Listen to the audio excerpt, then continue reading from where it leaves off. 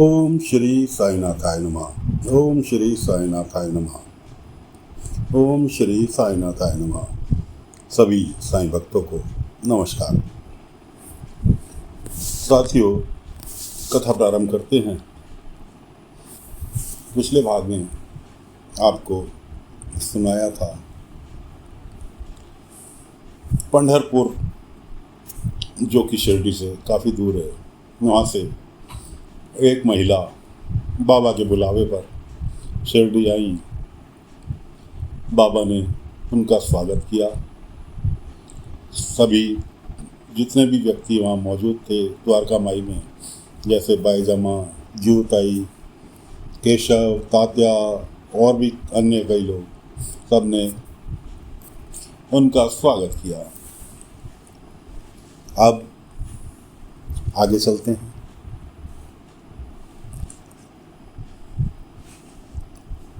बाईजामा कहने लगी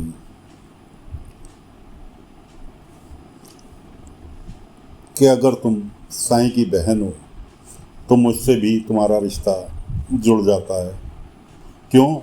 मैंने साईं को बेटा माना है, इस नाते तुम भी मेरी बेटी हुई, तो इसलिए शिरडी बहुत बड़ा परिवार है, यहाँ तुम्हें बहुत सारे रिश्ते जुड़ेंगे।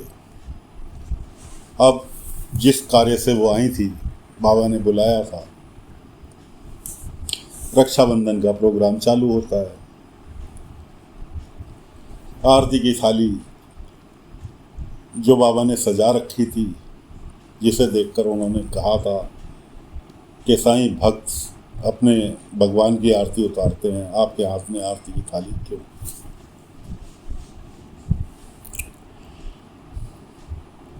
बाबा ने वो थाली उनके हाथ में थमाई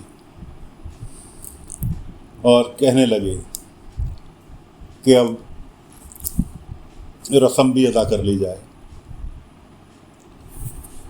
खैर, थाली, आरती की थाली लेकर रस्म की अदायगी हुई और बाबा के राखी बांधी उन्होंने। उसके बाद उपहार स्वरूप बाबा ने एक ओदी की पुड़िया उनको दी और कहा, जितनी बार भी शिरडी आना, ये ओदी की पुड़िया जरूर लेकर जाना। भले ही तुम्हारे घर में कितनी इकट्ठी हो जाए, लेकिन जितनी भी बार शिरडी आना, मुझसे ये ओदी की पुड़िया अवश्य लेकर जाना, भविष्य में तुम्हारे ये काम आएंगी। लेकर उन्होंने रख ली। बाईजामा कहने लगी कि चलो साईं, खाना वाना लगा देती हूँ, मेरी रस्म तो पूरी हो गई। बाबा ने कहा, नहीं, अभी रस्म पूरी नहीं हुई, अभी रस्म पूरी होनी बाकी है। बाबा वो महिला कहने लगी कि साईं, राखी तो मैंने बांध दी, रस्म पूरी हो गई। नहीं, बाबा ने कहा, नहीं, अभी रस्म पूरी नहीं हुई। बाबा गए, थाली में से एक राखी और उठाई और उनके महिला के सामने आ गए। कहने लगे, क्या बहन ही भाई को राखी बांधेगी? भाई भी तो बहन भी तो भाई की रक्षा करती है, राखी क्यों बांधती है बहन? इसलिए कि भाई उनकी रक्षा करे।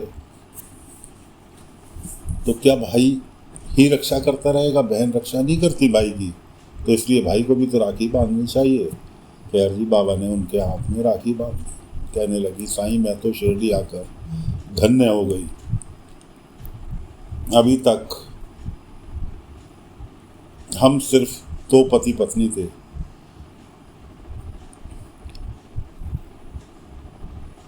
भाई नहीं था। भाई की तो इच्छा आपने पूरी कर दी, भाई की कमी आपने पूरी कर दी, लेकिन मैं आई नहीं बन पाई।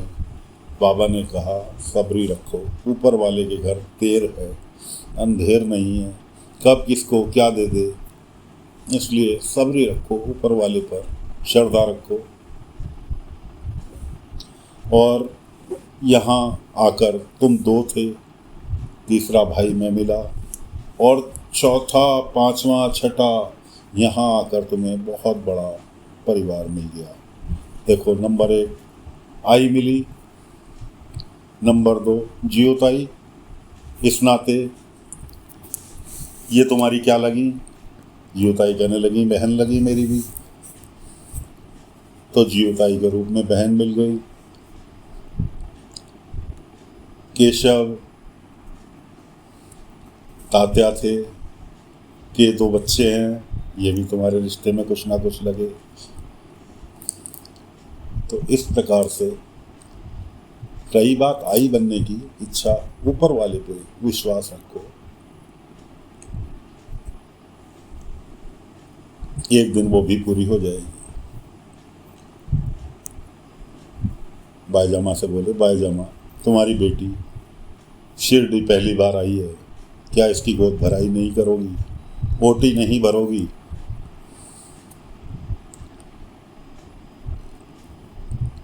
बाबा की बात सुनकर बाईजामा कहने लगे, जरूर साईं।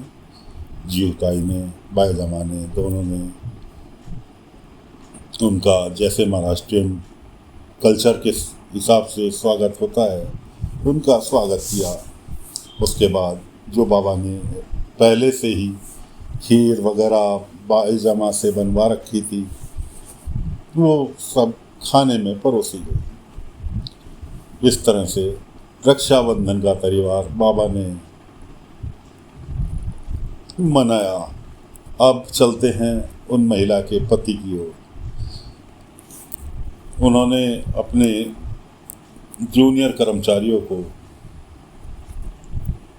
एक दिन पहले पकड़ा था रिश्वत लेते हुए, जिसके कारण वो बहुत गुस्से में थे। उन्हें घर से तो भगा दिया था, लेकिन दफ्तर में अपने से बड़े अधिकारी के पास उनकी शिकायत लेकर पहुंचे। दरबान ने उन्हें अधिकारी से मिलने नहीं दिया। अधिकारी बाहर निकल कर आया तो उन्होंने मिलने की कोशिश की। अधिकारी ये कह कर बाद में मिलना, अभी कुछ मैं तो बहुत व्यस्त हूँ। कहने का मतलब ये कि वो अधिकारी, उनसे बड़ा अधिकारी भी रिश्वतखोर था। जो जूनियर अधिकारियों ने उनसे कहा था कि साहब ये तो चलन में है रिश्वत लेना, आप नहीं लेते लेकिन हमें तो मत रखो, हमारे भी बीवी बच्चे हैं, तनख्वाह में होता ही क्या है। अब उन्हें महाशय को बड़ा ही गुस्सा आया कि तो सारे ही मिले हुए हैं। खैर वो पैर पटकते हुए अपने घर की ओर वापस लौट लिए। घर पर आए, अकेले थे, खाना वाना खाया और सो गए। इधर शाम का वक्त हो रखा था। द्वारका माई में दीपक जलाने का कार्यक्रम ये दोनों महिलाएं कर रही थी। एक तो ये जो बाबा की बहन के रूप में आई थी ये, प्लस उनके साथ में जो दूसरी महिला आई थी पड़ोस की, वो दोनों महिलाएं दीपक जलाने का काम कर रही थी। आपस में बात कर रही थी कि देखो कितना सुकून मिला यहाँ शिरडी आकर, कि ऐसा महसूस ही नहीं होता कि हम किसी अनजान जगह पर आ गए। काश मैं इन्हें भी, अपने पति को कहने लगी, इन्हें भी साईं के पास लेकर आती तो मुझे यकीन है जो गुस्सा इनके अंदर मिनट मिनट में आता है वो सब समाप्त हो जाएगा। लेकिन लाऊं तो लाऊं कैसे? दूसरी कहने लगी, वो तो कभी भी नहीं आएंगे, वो तो पीर फकीरों पर विश्वास ही नहीं करते, बल्कि भड़क जाते हैं पीर फकीरों के नाम से। तो इसी तरह की दोनों बात कर रही थी कि लाऊं तो कैसे लाऊं, वो तो किसी भी कीमत पर शिरडी आने के लिए राजी नहीं होंगे। मैंने पहले भी कहा था तो मेरे से ये कहकर टाल गए कि साईं ने तुम्हें बुलाया है, मैं तुम्हारी आस्था पर मैं कोई बाधा नहीं पैदा कर रहा, तुम शौक से जाओ। पड़ोस में सावित्री हैं, उन्हें साथ ले जाओ, एक से भली दो, लेकिन मुझसे इस तरह की कोई उम्मीद मत रखो। इतने में बाबा ने कदम रखा द्वारका माई में। उनकी बातें बाबा ने सुन ली थी। बाबा ने कहा, अवश्य आएंगे, एक ना एक दिन अवश्य आएंगे, तुम कोशिश तो करो। बाबा ने कहा, एक बार आंखें बंद करो, और दिल से उन्हें आवाज़ दो, दिल से उनसे बात करो, बोलकर नहीं, दिल से उनसे बात करो। एक ना एक दिन अवश्य सफल हो। बाबा के कहे मुताबिक उन्होंने आंखें बंद की और बाबा ने पहुंचा दिया उन्हें उनके पति के सपने में। वो अपने पति से कह रही थी कि तुम अभी कुछ दिन पहले ही कह रहे थे कि मैं काम से ऊब गया हूँ, कहीं दूर स्थान पर शांति भरे वातावरण में जाना चाहता हूँ, वही समझकर शिरडी आ जाओ। इस तरह से वो अपने पति के सपने में जाकर मिन्नतें कर रही थी, लेकिन उनके पति ने एक ही जवाब कि तुम फिर घुमा फिरा कर मुझे उस फकीर के पास ले जाने की बात कर रही हो। देखो, आज के बाद मेरे से इस तरह की कोई बात नहीं। मैं तुम्हारी आस्था में वाचक थोड़ी बन रहा हूँ कि तुम्हें जिसको पूजना है फकीर को पूजो, दरगाह पर जाओ, मंदिर में जाओ, मैं कभी नहीं रोकूंगा। लेकिन मुझे इस तरह से जबरदस्ती का प्रयास पसंद नहीं है और फिलहाल मुझे सोने दो, मुझे आ रही है नहीं। इतना कहकर पढ़ के फिर सो गए। इधर बाबा के पास ये बैठी हुई थी आंखें बंद करे हुए। बाबा ने खुद को कहा, सो गया ना पढ़कर फिर दोबारा, तुम्हें झिड़क कर। अब बाबा की आवाज़ सुनकर उन्होंने आँख खोली। उनके साथ जो महिला आई हुई थी वो ये सब तमाशा देख रही थी। बाबा ने कहने लगे, चिंता मत करो,